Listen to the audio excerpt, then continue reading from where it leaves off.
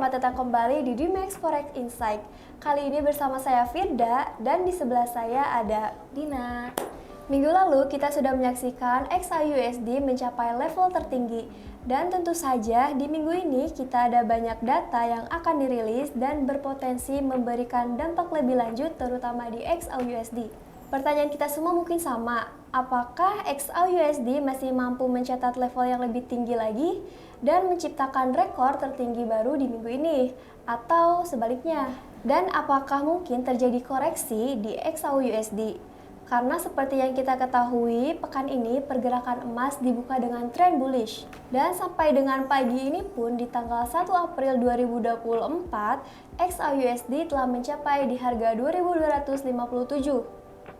Mari kita diskusikan dengan para ahli. Bersama saya Firda dan narasumber kali ini bersama Mas Tidina, kita akan bersama-sama membahas peluang apa saja yang bisa kita manfaatkan di pasar forex minggu ini dalam acara Dimex Forex Insight. Oke, gimana nih kabarnya Mas Tidina? Alhamdulillah baik. Alhamdulillah, semoga kita semua selalu dalam keadaan sehat Amin. ya. Amin. Oke, langsung ke pertanyaan pertama mungkin ya Mas Ti.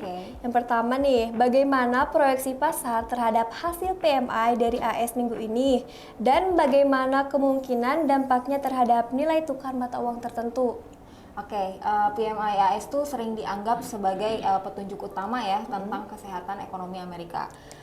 Jika PMI-nya itu lebih tinggi dari yang diperkirakan, itu tuh artinya sektor manufacturing ataupun jasa sedang tumbuh kuat gitu. Yang mana bisa bikin dolar Amerikanya itu lebih kuat lagi. Dan sebaliknya, kalau misalkan PMI-nya itu lebih rendah daripada perkiraannya, itu bisa menunjukkan bahwa ada perlambatan ekonomi, yang mana itu tuh bisa melemahkan dolar Amerikanya. Oke, seperti itu ya.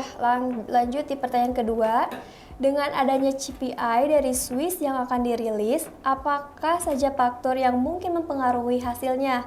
Dan bagaimana hal ini dapat mempengaruhi pasar forex pasti? CPI Swiss itu adalah ukuran inflasi di Swiss ya.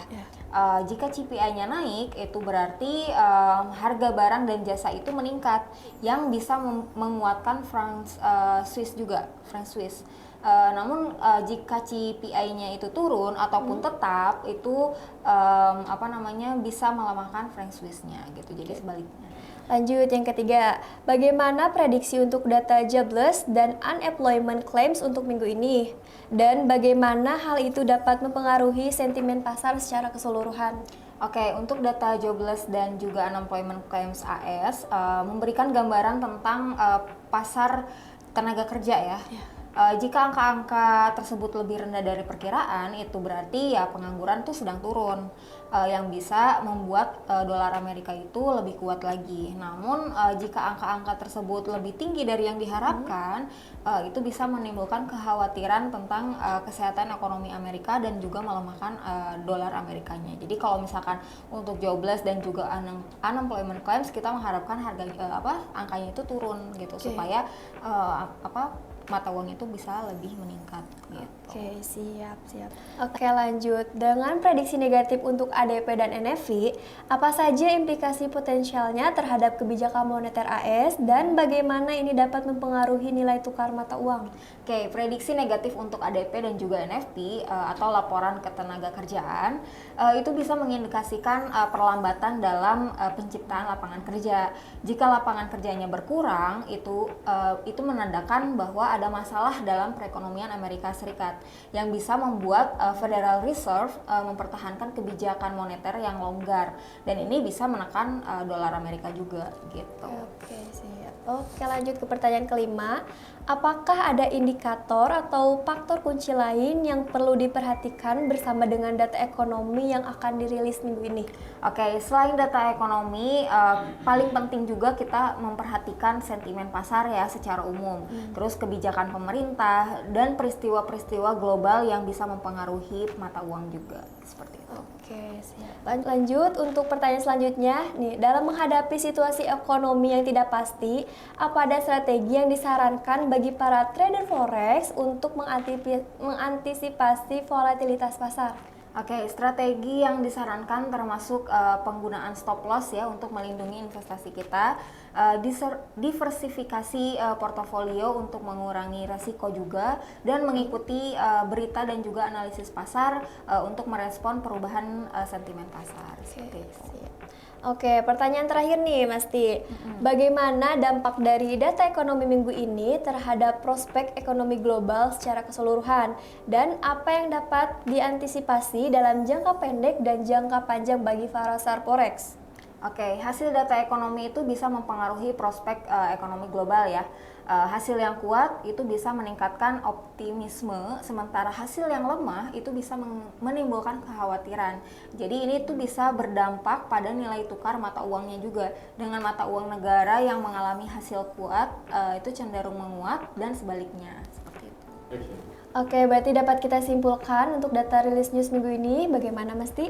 Oke, dari pembahasan kita mengenai data ekonomi yang akan dirilis minggu ini, kita menyadari bahwa pasar forex itu akan menghadapi potensi volatilitas yang tinggi ya.